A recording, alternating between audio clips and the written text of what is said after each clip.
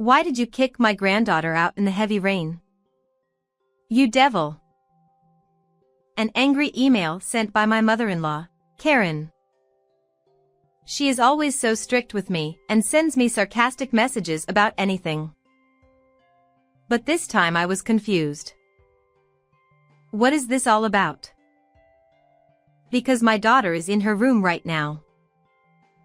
And there is no reason for me to kick her out in the heavy rain. Something is wrong. I realized this, so I took it upon myself to call out to the person in front of me. Could you take a look at this email? From this point on, the truth of the matter began to emerge. I am Allie, 37 years old. I live with my husband, Luke, who is the same age as me, and our 14-year-old daughter, Chloe. My in-laws live nearby, but my sister-in-law, Hannah, is married and has left her house to live in the next county. Hannah is a gorgeous, beautiful woman. She is the youngest among the cousins and has been an idol among the relatives since she was little. She was always smiling at me, too. We lived within easy reach of each other, and we were both women close in age, so we would sometimes see each other. It was not a burden for me to take the train to see her. In fact, I even enjoyed it, but going to my parents-in-law's house in the neighborhood was always depressing for me. I probably wasn't welcome at Karen's, although I went with Luke to see my in-laws about once a month to show Chloe's face. Even though we had been married for over 10 years, Karen was always somewhat distant and unwilling to open up. At first I thought she might be the shy type, but then she started nagging me about housework and childcare, and I realized that she must not like me for this. Her job is housekeeping. In other words, she is a professional, so I figured that she must see things that are not up to par when it comes to housework, and I tried not to care as much as possible. That is the only way to deal with it. It was hard for me to talk to Luke about it because what she said was so right that it could be taken as mere advice. For the first few years of our marriage, I actively helped my in-laws with household chores, but then I was ordered to redo the cooking and cleaning many times. Allie, are you like this at home? Cooking that I thought I was good at was said to be over-seasoned, and rooms that were supposed to be clean were condemned to the slightest trace of dust. Especially when Chloe was a baby, I was made to make homemade baby food under Karen's guidance, and the procedure and seasoning were checked in detail. This is for you and Chloe. You're going to practice at my house and learn the ropes of housekeeping. She had the best of intentions, but when she said it with a cold, stiff expression on her face, I couldn't take her at her word. All she seemed to want to do was to tell me off. Even so, she still loved her grandchild, Chloe, so I thought I would endure it as long as I could. However, one day Hannah asked me, "Hey, are things going well with my mother? Do you have any problems?" Of course, there was no way I could tell anyone else what I couldn't even talk to Luke about. So in the beginning, I faked it and said it was fine. Hannah, however, was not. "Are you sure you don't mind here? You can tell me anything you want," she persistently repeated. I began to wonder if she was on to something. I thought to myself, if that's the case, it would be more worrisome if I don't tell her. I changed my mind and boldly confided in her about what I had done with Karen. I knew it. "What do you mean?" "To tell you the truth, my mother may look calm, but she has an insidious streak. And she hated it when you took Luke, her eldest son. That's why I'm worried about you." I felt depressed because I was convinced that Karen did not like me after all. However, Hannah's presence is a great source of emotional support, as she told me that I could always talk to her if I ever needed anything. I will try to listen to it as much as possible and do my best in my own way. I was encouraged by my sister-in-law, and that is what I thought. However, as if to discourage my determination, Karen began to attack me more and more from this point on. Her comments about childcare and housework began to arrive in the form of emails as well. Good morning. You didn't get up later than Luke, did you? Wife gets up before anyone else and does the housework. I heard you bought beef the other day. Are you aware that you are a housewife who is in charge of the family finances? Do you always buy things on sale? You're making Luke look like a worthless person, so don't be like that. The emails are full of outdated sarcasm and points that contradict what was sent before. I was very stressed out about the emails, which were worse than the ones I had received in person. Then one day, Karen, who had gone to see Hannah, asked me at my house in the heavy rain to give me a gift. Maybe she didn't hate me as much as I thought she did, coming all the way out here in such bad weather. I hoped that maybe this was where we could repair things. May I open it? Yes, of course. I picked this out for you. But when I opened the package and saw that it was a buckwheat pastry, I froze. It is true that this is a famous confectionery of the area where Hannah lives, so it is not strange for her to bring it back as a souvenir. But I am allergic to buckwheat. It's a serious, life-threatening allergy. I had mentioned this at our pre-marriage meeting, so everyone in my in-laws, including Karen, knew about it. If I had only told her at that time, she might have thought I had just forgotten about it. But since she was the one who told me a few years ago, when I was the only one who could not eat buckwheat, about buckwheat that was not made with buckwheat flour, that possibility was not possible. And yet, when she saw my drawn face, she sighed as if to chastise us. Okay. If you don't like it that much, you don't have to eat it. Huh? No, that's not what I meant. I opened my mouth to try to explain myself to her coldly, but the words didn't come out right away. She left me there and started to get ready to leave. She brought me something that no one else could eat, saying that she had chosen it for me. I guess she thought she was pressuring me to eat it.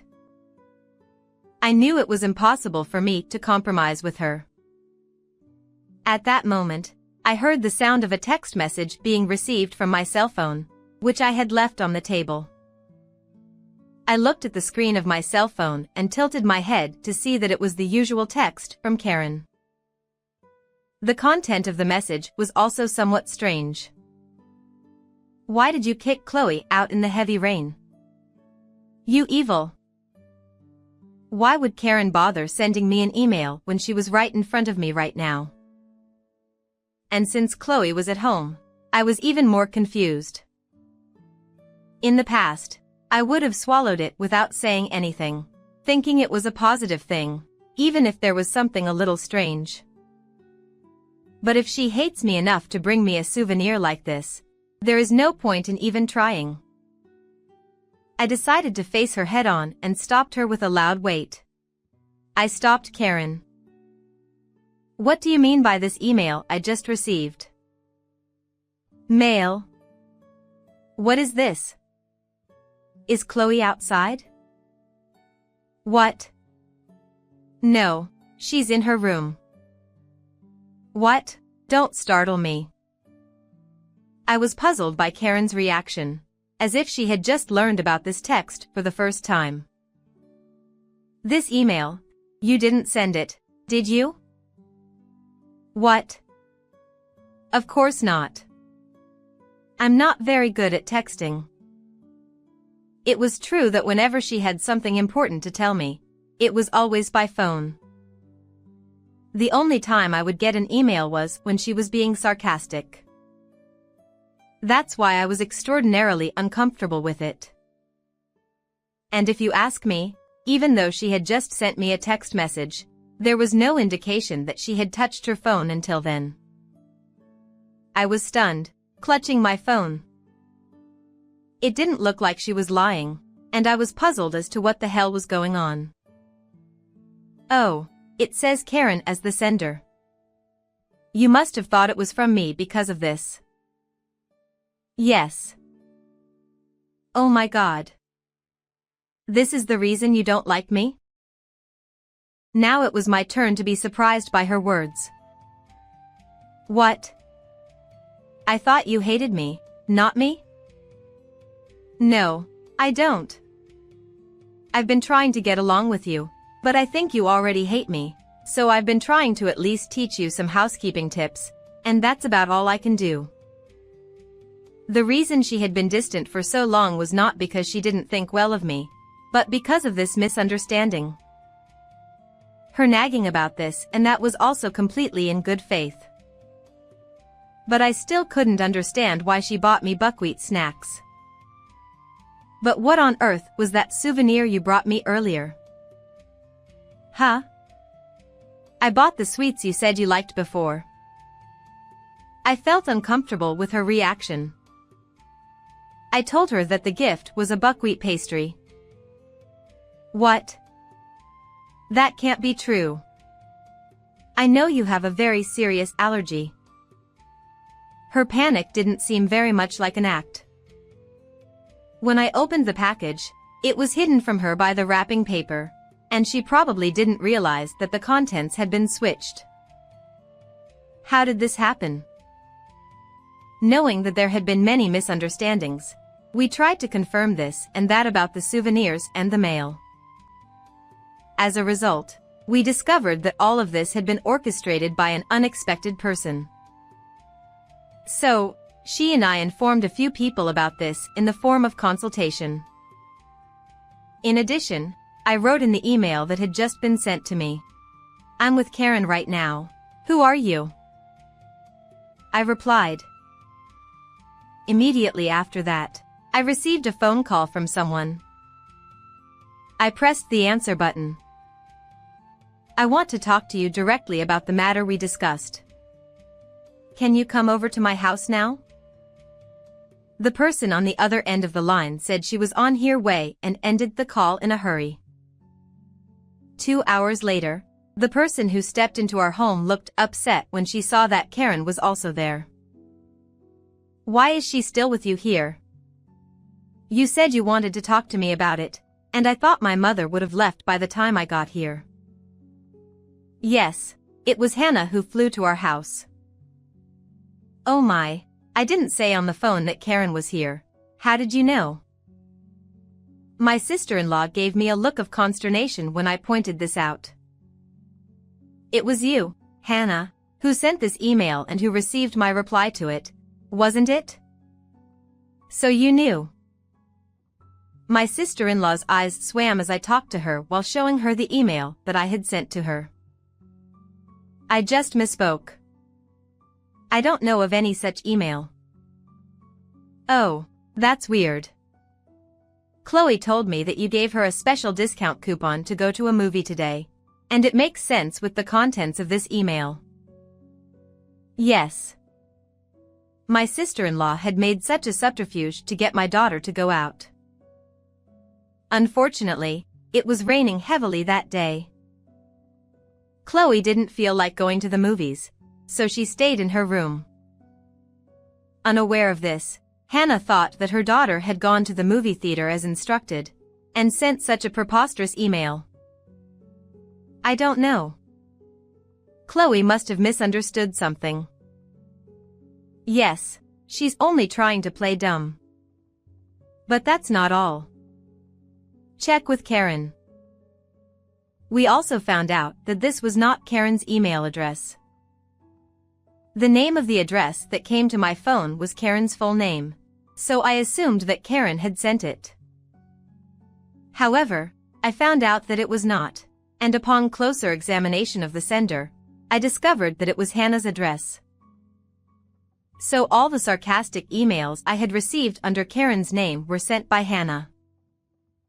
And the buckwheat snacks that had been swapped out for the souvenirs Karen had bought were exactly the same bag and wrapper.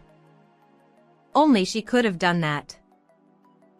When Karen bought the gift for me, Hannah was with her. So she knew exactly what size buckwheat pastry to buy and where to buy it in order to match the exact same appearance. On the other hand, no one but Hannah could have pulled off such a feat. With all this circumstantial evidence, it was hard to come up with a good excuse. She bit her lip in frustration. "Why did you do this? I trusted you," I muttered to myself, and Hannah glared at me with the most hateful look I had ever seen in her eyes. I was an eyesore. All my relatives loved me, and then suddenly they started pampering you when you came to marry Luke. You're not even that pretty, and it disgusts me. So, right after I married Luke, you started shadowing me and telling lies about how much I hated Karen? This is what Karen told me. Yes, I did. I wanted to push you over the edge mentally. I wanted you to get a divorce and get the hell out of my life. The fact that she asked me if I had any problems was not out of concern for me, but rather to see if the lies she had told Karen were having any effect. And at that time, when he found out that I was having trouble with Karen's interrupting me, she probably thought that if he took advantage of this, I would eventually uproot myself and get a divorce. I hated it when my mother-in-law told me not to do the housework. Why don't you want to get a divorce when my mother is giving you so much crap about it? I can't believe it. Hannah yelled at me, her face turning red as she spit all over the place. I wondered why I had ever trusted such a person, and I felt ashamed of my own lack of discernment. I've had to change my tactics because of your stubbornness and use my allergies to harass me, use the children, and do other troublesome things. You are such a pain in the ass. Hannah, no longer willing to pretend, blamed me for her malicious behavior, as if it was my fault. Then suddenly, enough is enough. Karen shouted at her. I had asked her to talk to me first, and she had obeyed and kept quiet, but she couldn't take it anymore and scolded Hannah loudly. I had never heard her yell like this before, even though I was usually told this and that. Karen seemed to be the type of person who gets scary when she gets angry, and the way she looked at Hannah was very powerful. As her own daughter, Hannah must have been well aware of the horror of such a situation. She shuddered aloud. I hear you and your husband aren't getting along, but that's only because you're being selfish like that. Because he loves me, he will forgive me. It's not enough to spoil your husband, it's natural that he will fall out of love with you if he is not comfortable with your feelings. I have taught you that, so why didn't you learn it? Hannah was flabbergasted by Karen's flamboyant attitude. You don't seem to be able to reflect on your past, so you don't have to come back to our house again. You'll have to live on your own after the divorce. That's terrible. I mean, my father and Luke won't let you do that. Hannah desperately tried to argue, but it was pointless. We had already informed my father-in-law and husband of everything she had done, and they had already agreed to cut her off from them. Of course, I told Hannah's husband the whole story, showing him the email screens of the evidence. As a matter of fact, I found out at that time that although she was a housewife, she hardly did any housework and her husband was thinking of divorcing her because of her selfish words and actions. He finally decided to divorce her when he was informed of this incident. He was waiting at home with the intention of giving her a divorce when she came home. That's why neither Luke, your father, nor your husband are going to help us. You're lying, aren't you? No way. I would never divorce him. I'm sorry, but this is what you deserve for what you did. No. Please ally, Intercede with everyone. I'm sorry for everything I've done. She must have been in a terrible fix to hang on to me, but I felt no sympathy for her. I don't owe you anything. You tried to make me eat something I was allergic to. That could have been irreversible.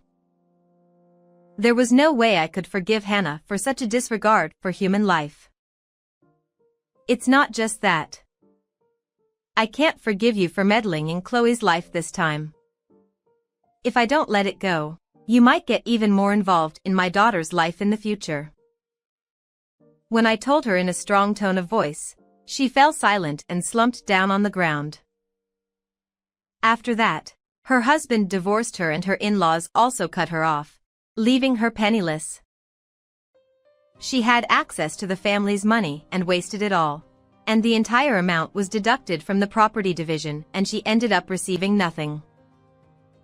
In addition, she used up all her savings to pay the $20,000 alimony demanded by her husband. Moreover, since she had been a housewife for so long, she could not find a job, and I heard that in order to earn money for her living expenses, she had gone out into the nightlife. Karen and I, on the other hand, are now very close because we have cleared up the misunderstanding between us. I feel happy every day to be able to watch Chloe grow up with not only Luke but also my in-laws. What did you think of this story? Please subscribe to our channel as well. See you in the next video.